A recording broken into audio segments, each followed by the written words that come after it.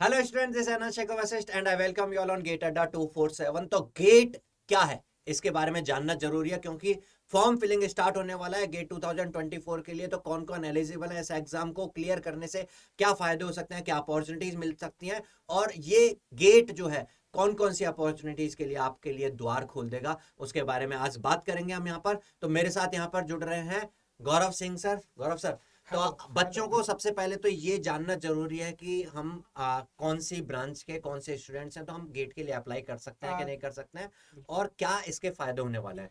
तो सर ऐसे अगर इसके मैं बारे में देखूँ बात तो करते हैं। गेट एग्जामिनेशंस क्या है, ठीक है। अपने को हर एक इंजीनियरिंग ग्रेजुएट, क्योंकि मोस्टली ऑफ देम आप जानते हो नहीं जानते, तो इस आज पूरा वीडियो को आप देखना, पूरी डिस्कशंस करेंगे गेट में तो आज वन क्या बाय। क्या बात करने वाले हैं हम? आज एक तो ये बात करने वाले यस। हैं कि क्वालिफिकेशन क्वालिफिकेशंस क्या क्या है, है। एग्जाम क्या है, पहले तो गेट के या बारे में, इसमें क्या क्वालिफिकेशन रिक्वायरमेंट होती है, और सर इसके बाद। जॉब, इसके बाद जॉब सिलेक्शंस क्या है, आपके वर्क्स बेनिफिट क्या है, फॉर्म फिलिंग फीस क्या है, सिलेबस क्या है, वर्क प्रोग्राम, मतलब कंप्लीट इन्फॉर्मेशन आपको मिलने वाला है इसमें। वन बाय वन डिस्कस करेंगे, तो इस वीडियो में आप बने रहिएगा एंड तक।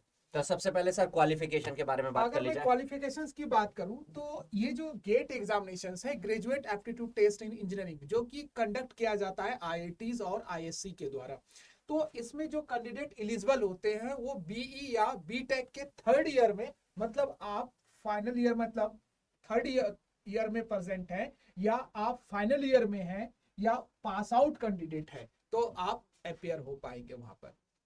ठीक है। अगर हम देखें तो इसमें कौन कौन से ब्रांच एलिजिबल है, तो ध्यान से देखिएगा। अगर आपका इंजीनियरिंग है, मतलब बीई बीटेक है, साइंस ग्रेजुएट है, आर्किटेक्चर है, ह्यूमैनिटीज है, तो ये सभी गेट 2024 के लिए एलिजिबल होंगे। तो यहाँ पर एक ये साइंस लिखा हुआ नजर आ रहा है, तो यहाँ पर जो बीएससी एमएससी वाले स्टूडेंट्स हैं वो भी सोच रहे होंगे कि हम इसके लिए एलिजिबल है या नहीं है। तो यहाँ पर क्योंकि थर्ड ईयर मेंशन है, तो बीएससी वाले स्टूडेंट्स के लिए थोड़ा सा यहाँ पे अवेयर कर दूं। अगर आप आईआईटीज में जाकर के अपनी हायर एजुकेशन करना चाहते हैं, एमएससी करना चाहते हैं या फिर पीएचडी करना चाहते हैं, तो आपके लिए फिर दूसरा एग्जाम होता है, दैट इज जेम का एग्जाम होता है। वो भी हर साल कंडक्ट होता है। लेकिन अगर आपने एमएससी किया हुआ है, तो आप ये गेट का एग्जाम बिल्कुल। में अपेयर होकर के फिर फर्दर अपनी हायर इसका स्टडीज के मतलब ये लिए। हुआ कि सर अगर कोई साइंस ग्रेजुएट है एक्सेप्ट बीई बीटेक, तो वो पोस्ट ग्रेजुएट वाला दे सकता है गेट पोस्ट एग्जाम। ग्रेजुएट वाला अप्लाई कर यस। सकता है। अच्छा, यहाँ पर एक चीज और ये क्वेश्चंस रेज होते हैं कि सर इसमें जो है अटेम्प्ट का लिमिट कितना होता है, कि हम थर्ड ईयर के बाद अटेम्प्ट करना स्टार्ट करें क्या? कहीं ऐसा तो नहीं कि हमारे अटेम्प्ट सर खत्म हो अभी जाए? तक आईआईटी ने कोई अटेम्प्ट पे लिमिट नहीं लगाया, बट अगर आप जॉब लेना चाहते हैं, आप जॉब के लिए हर एक क्राइटेरिया है, 30 साल 32 साल अपने पास जॉब की क्राइटेरिया, बट एग्जाम में अपेयर होने के लिए कोई क्राइटेरिया नहीं, मतलब अनलिमिटेड आप आप दे 60 साल की एज में भी हैं तो भी दे आप गेट सकते। एग्जाम अटेम्प्ट कर सकते हैं। बिल्कुल। बट हाँ, अगर आप गेट के एग्जाम के थ्रू अपॉर्चुनिटीज वो वाली लेना चाहते हैं जो जॉब से रिलेटेड है, तो अलग किस किस जॉब के लिए आप जा रहे हैं उसके लिए डिफरेंट एज लिमिट क्राइटेरिया होते हैं। वो गेट के एग्जाम के बाद आप उसको स्कोर कार्ड को यूज में लेने के बिल्कुल। लिए यूज में लेंगे। तो ये तो रही क्वालिफिकेशन की बात। तो यहाँ पर कौन कौन से स्ट्रीम्स हैं, कौन कौन से ब्रांचेस हैं इंजीनियरिंग में जो अप्लाई कर सकते हैं गेट के एग्जाम के लिए? तो अगर हम देखें तो आप एरोस्पेस इंजीनियरिंग वाली कर सकते हो, एग्रीकल्चर हो गया, आर्किटेक्चर, बायोमेडिकल, बायोटेक, सिविल हो गया, केमिकल हो गया, केमिस्ट्री हो गया, और अच्छा मैकेनिकल हो गया, ठीक है, माइनिंग हो गया, मेटलर्जी, ये सारे ब्रांच टेक्सटाइल इन सब है। मत लेकिन सर इसमें सबसे ज्यादा जो यूनिक है गेट 2024 में, तो एक नया ब्रांच ऐड हुआ है, आप देख सकते हैं, यू न्यूली ब्रांच है, that is data science and artificial intelligence, और डीए। सर इसके बारे में बच्चों को सर बताएं। ये जो है बहुत इमर्जिंग जो है आज के टाइम पर इंजीनियरिंग का बहुत फील्ड है। तो अभी कुछ सालों से कुछ कुछ यूनिवर्सिटीज में, कुछ कुछ कॉलेज में इससे रिलेटेड बीटेक भी स्टार्ट हुआ है, इवन आईआईटीज में भी स्टार्ट हुआ है। और अगर आपने बीटेक इस स्ट्रीम में नहीं भी किया हुआ है, तो भी आप अगर मास्टर्स करते हैं और यहाँ पर data science and artificial intelligence, machine learning में अपनी जो है पकड़ बना लेते हैं, तो यहाँ पर फ्यूचर में बहुत ज्यादा अपॉर्चुनिटीज आने वाली हैं। और ना फ्यूचर की बात करें, आज इस टाइम पर तो यहाँ पर उतने रिक्वायरमेंट्स हैं कि अगर आप इस टाइम पर एंटर करके, तो डेफिनेटली इन फ्यूचर आप लीड करने वाले हो इस डोमेन में जाकर के। तो यहाँ पर कौन कौन से स्टूडेंट्स हैं जो इसमें अप्लाई कर सकते हैं? अगर सर आपके मेरा एक मन में क्वेश्चन है क्वेश्चन कि हो तो कमेंट सेक्शन में कमेंट जरूर बिल्कुल। करेगा। मैं एक स्पेशल सेशन लेके आएंगे जिसमें सर बताएंगे कि अगर इसको इसमें किस देखें तरह तो से। हमारा ये मतलब फ्यूचर है, अगर आप देखोगे, अगर हम 10 से 15 साल तक आप इस पे वर्क करने वाले हो, इंडिया में खास करके डिमांडिंग होगी। तो अगर आपको फ्यूचर अगर डेटा साइंस और इसमें मशीन लर्निंग में बनाना है, तो आप इस ब्रांच को ऑप्ट करके, क्योंकि सर आजकल दो ब्रांच ले सकते हैं, आईआईटीज ने आपको दो ब्रांच लेके, मतलब दो पेपर ऑप्ट करके आप दे सकते हो। लाइक अगर आप इलेक्ट्रिकल इंजीनियरिंग के स्टूडेंट्स हो तो इलेक्ट्रिकल में भी अटेम्प्ट करो और इसमें भी अटेम्प्ट करो। अब क्वेश्चन ये रेज होता है कि मैकेनिकल सिविल कौन कौन इसमें एलिजिबल होंगे जो इसको फिल कर सकते हैं। क्या केवल कंप्यूटर साइंस बैकग्राउंड जिनका हो वही कर सकते हैं? तो ऐसा नहीं है, लेकिन कौन कौन है वो उसके बारे में एक स्पेशल सेशन हम रखेंगे जिसमें बताएंगे। मतलब करीब करीब हम यहाँ पे देखें तो बीटेक के सभी ब्रांचेस, माइनिंग, मेटलर्जी, सब यहाँ पर एलिजिबल हो जाते हैं। और उसके अलावा साइंस और ह्यूमैनिटीज वाले स्टूडेंट्स भी जो हैं जिन्होंने मास्टर्स किया हुआ है, एमए किया हुआ है, वो लोग भी अप्लाई कर सकते हैं गेट का एग्जाम हायर स्टडीज के लिए। तो ये तो हायर स्टडीज की बात हो गई कि हम बार बार बोल रहे हैं कि आईआईटी से जाकर के आपको मास्टर्स करना है या फिर पीएचडी आईएससी करना बैंगलोर है, से हो। आईएससी बैंगलोर में जाना है या एनआईटीज में जाना है, तो उस हायर स्टडीज के लिए ये एंट्रेंस एग्जाम हो गया। प्रीवियसली सालों पहले 30 साल से ये एग्जाम जो है 30 साल से भी पहले से चलता हुआ आ रहा है। आप देखेंगे भी तो प्रीवियस ईयर क्वेश्चंस आपको मिल जाएंगे पुराने, है ना। तो लेकिन पिछले कुछ 10-12 साल से ये साथ साथ में जॉब के अपॉर्चुनिटीज भी लेकर के आया डिफरेंट पीएसयूज में, तो सर वो भी हम अभी बात तक अगर करेंगे। हम देखें तो सर गेट के थ्रू आप आईआईटीज में मास्टर डिग्री कर सकते हो या आईएससी बैंगलोर से मास्टर डिग्री कर सकते हो। साथ के साथ आप दैट इज एमबीए कर सकते हो नीटी नीति मुंबई से से। एक अच्छी अपॉर्चुनिटी है सर। नीटी मुंबई से भी आप अगर एमबीए करना चाहते हो और सर तो गेट इसके के थ्रू अलावा जा सकते हो। फॉरेन यूनिवर्सिटीज भी हैं जो यस, गेट बहुत सारे के बेसिस फॉरेन पे यूनिवर्सिटी एंट्रेंस। है जो आप गेट के स्कोर कार्ड को यूज करता है। ये तो रही आपका हायर एजुकेशन के। इसके साथ साथ अगर आप जॉब के साथ सेटलमेंट होना चाहते हैं तो जी हाँ, पीएसयूज आपका वेट कर रहा होता है, ठीक है ना। तो उसके बारे में अभी हम डिस्कस करेंगे। उससे तो पहले उससे पहले कि फॉर्म फी की बात करते हैं कि इसको अप्लाई करना है तो फॉर्म फी क्या है। फॉर्म का फी अगर हम देखें सर तो अगर हम देखें तो जनरल कैटेगरी अगर हम बात करें मतलब जनरल और ईडब्ल्यूएस कैंडिडेट की हम बात करें तो 1800 रुपया फॉर्म का फीस है। लेकिन हाँ, अगर आपने 30 सितंबर के बाद मतलब लेट करोगे, 30 सितंबर डेडलाइन है फॉर्म फिलिंग का, तो 500 रुपया पेनल्टी लगेगा, तो ये 2300 रुपया हो जाएगा। अगर आपका SC ST PW और फीमेल कैंडिडेट है तो आपको थोड़ा सा रिलैक्सेशन मिलेगा as per the norms of government of India. 900 आपको फी देना पड़ेगा। लेकिन अगर आपने लेट सबमिट किया है तो 500 रुपया इसमें भी पेनल्टी है, तो 1400। तो आप ये डेट को आगे क्यों बढ़ने देते हो भाई? बहुत सारी अपॉर्चुनिटीज हैं, प्रिपेयर करने के लिए थोड़ा सा जज्बा जो है और थोड़ा सा कॉन्फिडेंस लेकर के आइए और इस एग्जाम को तो जरूर फिल कर दीजिए। अगर आप बीटेक थर्ड ईयर में भी हैं, फाइनल ईयर में भी हैं और पास आउट भी कर चुके हैं तो अभी इस फॉर्म को फिल करना चाहिए। चलो नेक्स्ट, इसके बाद बात करते हैं कि सर सिलेबस क्या रहने वाला है, एग्जाम पेपर का पैटर्न क्या रहने वाला है। तो यहाँ पर अगर बात करें तो टोटल सर थोड़ा सा बताएंगे कि कैसे पेपर रहता है क्या। अगर मैं सिलेबस की बात करूं ना तो सर अगर सिलेबस में पहले नॉन टेक्निकल वाला पोर्शन आगे बता दे तो ज्यादा पर्सन तो रहेगा। देखो मैं यहाँ पर बता देता हूँ कि टोटल 3 आवर्स का ड्यूरेशन का यहाँ पर पेपर रहेगा। उस 3 आवर्स के ड्यूरेशन में आपको टोटल 65 क्वेश्चंस जो है अटेम्प्ट करने होंगे। इन 65 क्वेश्चंस में कुछ नॉन टेक्निकल और कुछ टेक्निकल क्वेश्चंस रहते हैं, और कुछ का मतलब यहाँ पे फिक्स्ड है, ऐसा नहीं कि कभी वेरी करते हो अलग अलग सेट में। तो यहाँ पर नॉन टेक्निकल क्वेश्चंस रहते हैं, प्योर नॉन टेक्निकल क्वेश्चंस रहते हैं 10। रिमेनिंग जो 55 क्वेश्चंस है टेक्निकल, उनमें भी आपकी जो ट्रेड है, लाइक आप मैकेनिकल इंजीनियरिंग से अटेम्प्ट करें तो मैकेनिकल इंजीनियरिंग के कुछ सब्जेक्ट्स जो है उनके क्वेश्चंस होंगे, और उसके अलावा इंजीनियरिंग मैथमेटिक्स जो है वो सभी के लिए कॉमन होता है। तो यहाँ पर इंजीनियरिंग मैथमेटिक्स के क्वेश्चंस भी होते हैं। इंजीनियरिंग मैथमेटिक्स के कितने क्वेश्चंस होंगे ये तो फिक्स नहीं है, लेकिन मार्क्स फिक्स्ड है। तो मैं आपको यहाँ पर बताता चलूं कि टोटल 100 मार्क्स का ये पेपर होता है। उस 100 मार्क्स में से जो नॉन टेक्निकल वाला पार्ट है वो 15 मार्क्स का रहता है, और उसके बाद जो आपकी टेक्निकल वाला पार्ट है उसमें मैथमेटिक्स जो है वो 13 मार्क्स की रहती है। अब इसमें जो 13 मार्क्स है इसमें अलग अलग टॉपिक्स होते हैं, उन टॉपिक्स का वेटेज होता है। कुछ स्ट्रीम्स में कुछ टॉपिक्स का ज्यादा क्वेश्चंस बन करके आते हैं, और जो रिमेनिंग रहे 15 प्लस 13 को अगर हटा दें, मीन्स 28 मार्क्स को हटा दें, तो रिमेनिंग जो है वो आपका 72 मार्क्स के जो क्वेश्चंस है वो आपकी ट्रेड से, आपके जो भी ब्रांच है उससे रिलेटेड आता है। तो यहाँ पे गौरव सर है हमारे साथ मैकेनिकल के, तो गौरव सर बताएंगे कि मैकेनिकल में सर ये 72 मार्क्स जो है कौन कौन से सब्जेक्ट्स को पढ़ना चाहिए, कौन कौन अगर मैं सब्जेक्ट से बात करूं क्वेश्चंस गाइस आते तो जैसे कि सर ने बताया कि 28 मार्क्स जो है नॉन टेक्निकल पोर्शन है, ठीक है ना, जो कि सभी ब्रांच में कॉमन रहने, चाहे आप मैकेनिकल को, इलेक्ट्रिकल को, इलेक्ट्रॉनिक, सभी ब्रांच में। बट अगर आप मैकेनिकल कोर की बात करें तो 72 मार्क्स का रहेगा कोर मैकेनिकल, ठीक है ना, आउट ऑफ 100। तो हम देखें कोर की तरफ जाए तो ध्यान से देखिएगा, अगर मैं कोर की बात करूं मैकेनिकल में तो आपको सबसे पहले बेसिक सब्जेक्ट है strength of material, and that is fluid mechanics, ठीक है, and that is production engineering, ठीक है। अगर हम बात करें तो theory of machine, and that is machine design, and that is industrial engineering.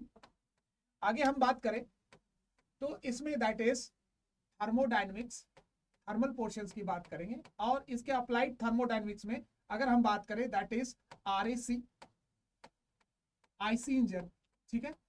अगर हम बात करें नेक्स्ट तो एचएमटी हो गया। तो ये सब्जेक्ट है मेजरली जो आपको यहाँ पर पूछे जाएंगे। तो मेजर सब्जेक्ट आप यहाँ पर देखेंगे, जैसे कि अगर हम देखें सोम एफएम तो बेसिक है आपके लिए, स्ट्रेंथ ऑफ मटेरियल है ना, एफएम तो बेसिक है। और प्रोडक्शन इंजीनियरिंग में मटेरियल साइज इंक्लूड की बात करते हो, मटेरियल साइज इंक्लूड है। ध्यान रखिएगा प्रोडक्शन इंजीनियरिंग का सबसे ज्यादा वेटेज है 72 जो मार्क्स के, जो अगर आप देखोगे ना कोर है उसमें करीब के करीब 20 क्वेश्चंस जो 20 मार्क्स जो है on an average production engineering. तो प्रोडक्शन इंजीनियरिंग सबसे ज्यादा इंपॉर्टेंट होता है मैकेनिकल स्टूडेंट के लिए, क्योंकि सबसे ज्यादा मार्क्स का प्रोडक्शन इंजीनियरिंग होता है। देन आपका theory of machine, machine design, industrial engineering, thermodynamics, RAC, IC engine, HMT, ये सारे सब्जेक्ट इंक्लूड होंगे आप यहाँ पर आते हैं। That is a core mechanical engineering है, ठीक है। उसी तरीके से कोर इलेक्ट्रॉनिक्स इंजीनियरिंग को सर बताएंगे।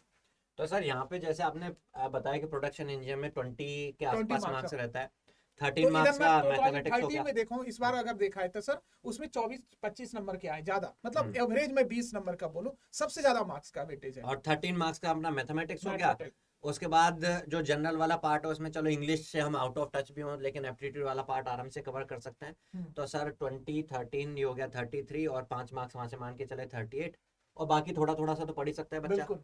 तो क्वालिफाई करने के लिए तो सर यहाँ 70-80 नंबर चाहिए होते होंगे फिर, नहीं सर, गेट को क्वालिफाई करना है तो। गेट को क्वालिफाई से 30 से 35 नंबर चाहिए होगा। मतलब 30 से 35 मार्क्स, वो तो जब हाई जब कट ऑफ जाता है तब जाकर के ऐसा होता है, नहीं तो जनरली 30 के आसपास में जो है कट ऑफ रहता है। तो आप केवल ये कुछ सब्जेक्ट्स पढ़ के भी क्वालिफाई तो कर सकते हैं, आप गेट क्वालिफाई करने का ठप्पा तो लगा सकते हैं अपने ऊपर। और इतना सारा टाइम बचा है अभी तो गेट के एग्जाम में, केवल क्वालिफाई करने की सोचना ही ये तो वो होगी कि सपने ही जिसके छोटे हों, तो फिर तो वो दुनिया में कर ही क्या सकता है।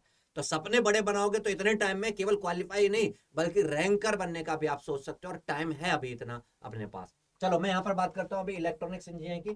तो इलेक्ट्रॉनिक्स इंजीनियरिंग में जो सब्जेक्ट्स है, मैथमेटिक्स तो कॉमन हो ही गया, mathematics mechanical, civil, electrical, electronics, computer science सभी में होता है। उसके बाद कोर सब्जेक्ट्स की अगर बात करें तो यहाँ पर सबसे पहले बेसिक सब्जेक्ट आ जाता है network theory. Network theory subject जो है इलेक्ट्रिकल इंजीनियरिंग में भी है नेटवर्क थ्योरी, और इंस्ट्रूमेंटेशन में भी है, ठीक है। उसके बाद नेटवर्क थ्योरी के बाद नेक्स्ट सब्जेक्ट आ जाता है इलेक्ट्रॉनिक्स में बात करते हैं तो यहाँ पर एनालॉग इलेक्ट्रॉनिक्स आ जाता है।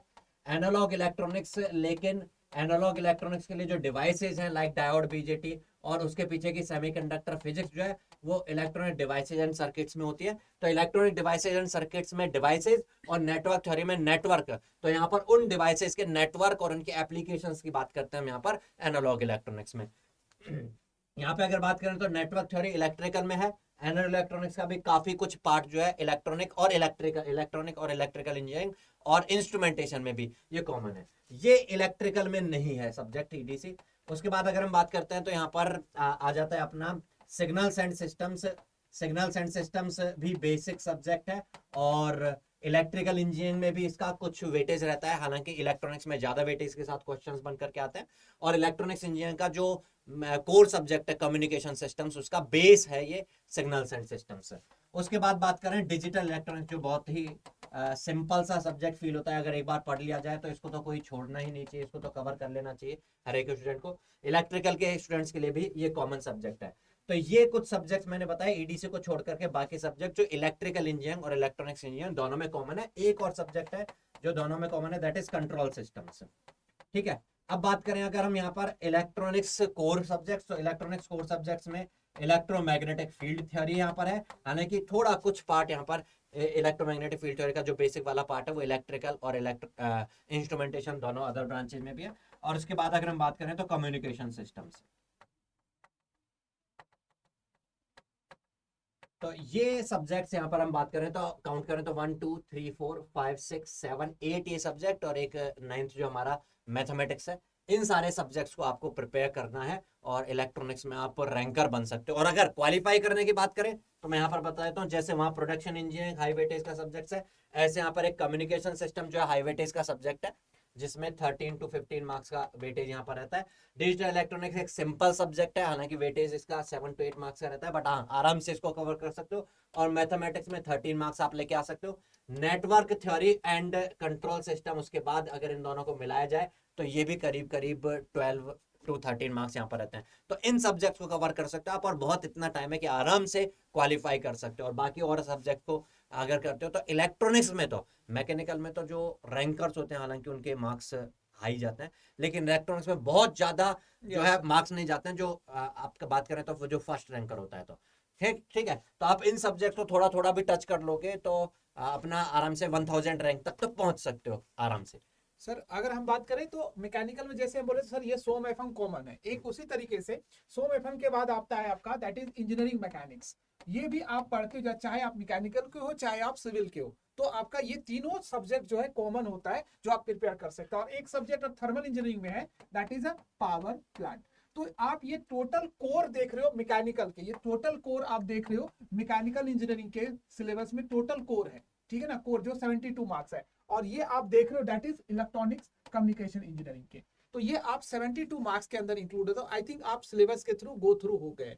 तो सर अब बच्चों को ये है कि सर गेट तो हम दे रहे हैं, तो गेट से सर हमें ये पता चला कि मास्टर डिग्री करेंगे आईटीज में, आईआईसी बैंगलोर में, या एमबीए करेंगे नीटी मुंबई से, या फॉरेन यूनिवर्सिटी में जाके हम हायर स्टडी करेंगे। बट माय डियर, इसके अलावा भी आपके पास एक बहुत बड़ी अपॉर्चुनिटी है जो बहुत सारे स्टूडेंट, मतलब approximately major student gate appear इसी वजह से करते हैं ताकि वो अपने ड्रीम जॉब जो पीएसयूज में है, हाईली सैलरी जॉब को अचीव कर पाए। जी हाँ सर, हर कोई यही चाहेगा कि इस टाइम तक पढ़ते पढ़ते तो सालों हो गए, अब हमें फाइनेंशियली जो है इंडिपेंडेंट होना है।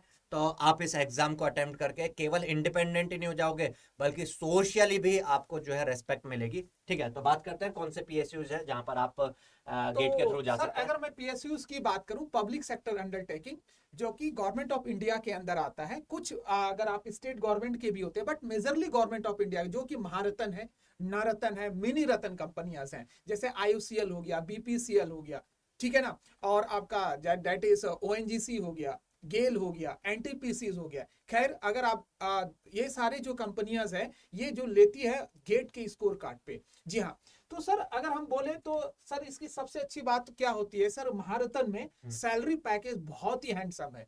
अगर मैं बात करूं महारत्न कंपनी को, तो सैलरी पैकेज ये 16 लाख से 20 लाख तक वेरी करता है पर एनम। तो अगर और उसके अलावा बहुत सारी और अदर फैसिलिटीज भी हाँ, होती हैं जो प्राइवेट सेक्टर में नहीं मिल पाती हैं।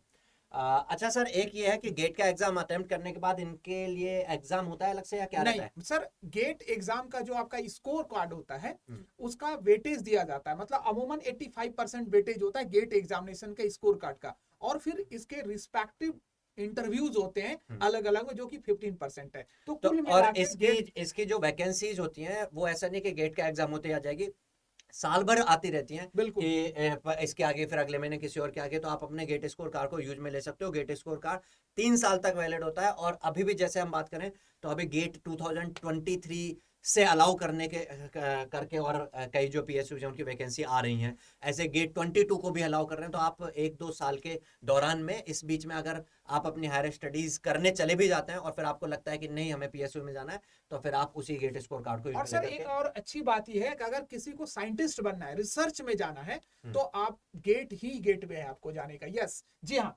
आप बार्क में जा सकते हैं, भाभा एटॉमिक रिसर्च सेंटर में साइंटिस्ट बन सकते हैं, जो कि गेट के स्कोर कार्ड पे आपका इंटरव्यू होके आप वहां फाइनल सेलेक्ट हो सकते और हैं। ये हर साल होता है, हर बार साल का तो होता हर है। बार होता है। दूसरी बड़ी बात क्या है सर, आप जैसे कि आप कुछ सीटें, जैसे कि इसरो हुआ है, कुछ सीटें इस बार उन्होंने हाँ, इसरो ने गेट के थ्रू लिए हैं, ठीक है अपना ना, खुद का सेल्फ भी रिक्रूटमेंट होता के है साथ और साथ। गेट और के थ्रू, तो आपका बार को डीआरडीओ ने भी इसी तरीके से गेट को एक तरह से गेटवे रखते हुए फिर शॉर्टलिस्ट अपना शॉर्ट लिस्ट करके फिर उसका मेंस का एग्जाम हाँ होता है। मेन एग्जाम लिया है। एनपीसीआई हो गया, तो मतलब रिसर्च ऑर्गेनाइजेशन जो इंडिया का है, जैसे डीआरडीओ हो गया आपका, राइट, जैसे आपका बार्क हो गया, एनपीसीआई हो गया, इसरो हो गया, ये सभी में जाने का मौका आपको गेट के थ्रू ही मिल सकता है। तो सर ये हम जानेंगे कि गेट में क्या, जो पीएसयूज है उसमें क्या क्या बेनिफिट है।